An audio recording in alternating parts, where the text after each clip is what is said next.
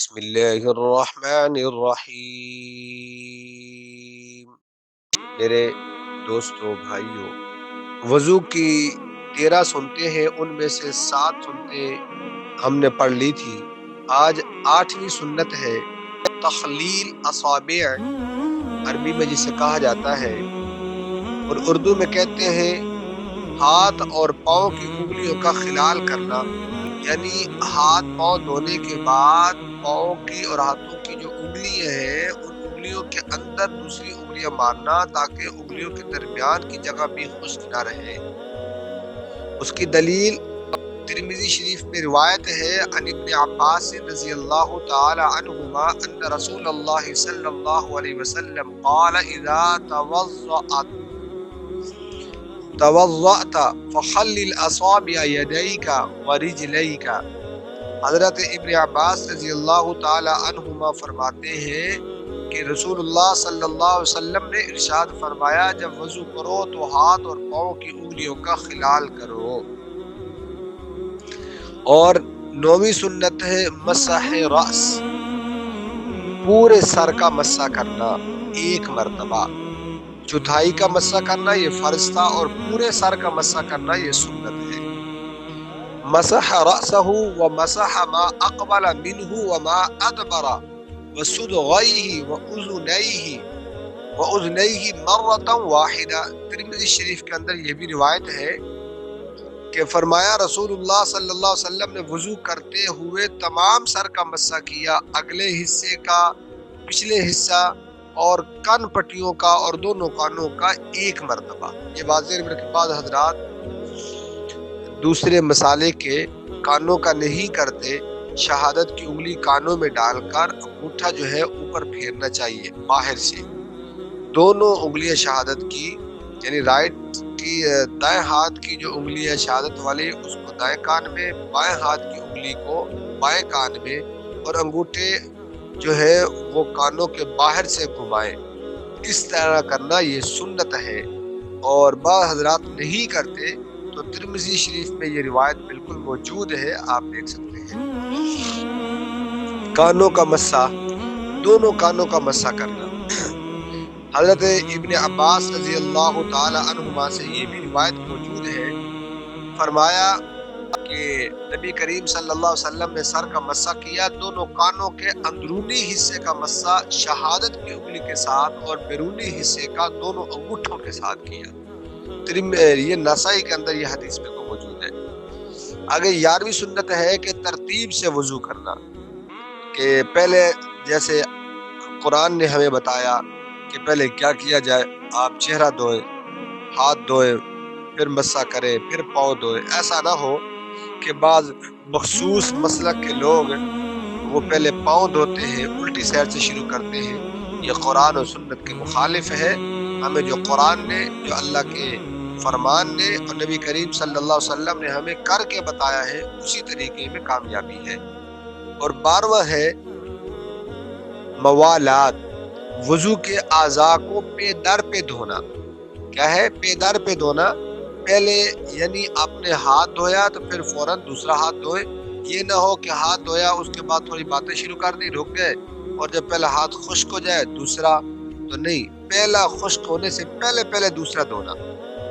گرمیوں کے اندر جب فل گرمی ہو، ہوا چلی ہو، آدمی وضو کر رہا ہو تو اس چیز کا خیال رکھنا چاہیے کہ آپ جلدی کے ساتھ، خاموشی کے ساتھ آپ وضو کریں، اور یہ بھی خیال کرنا چاہیے کہ کوئی حصہ خشک نہ ہو جائے۔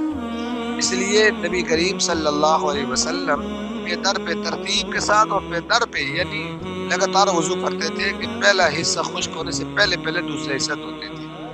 اور 13ویں سنت ہے غسل یدین، وضو کے شروع میں 3 مرتبہ دونوں ہاتھ گھٹنوں تک دھونا۔ یہ دونوں ہاتھ ہمارے جو ہے گھٹنوں تک یہ دھونا۔ قال رأیت علیا توضأ فغسل کفیہ حتی انقاہما۔ حضرت علی رضی اللہ تعالیٰ نے وضو کیا، دونوں ہاتھوں کو گھٹنوں تک اچھی طرح دھویا۔ تو یہ الحمدللہ وضو کی 13 سنتیں جو ہیں وہ مکمل ہو گئی۔ اب میں مختصر وضو کے مستحبات بھی آپ کو بتا دیتا ہوں۔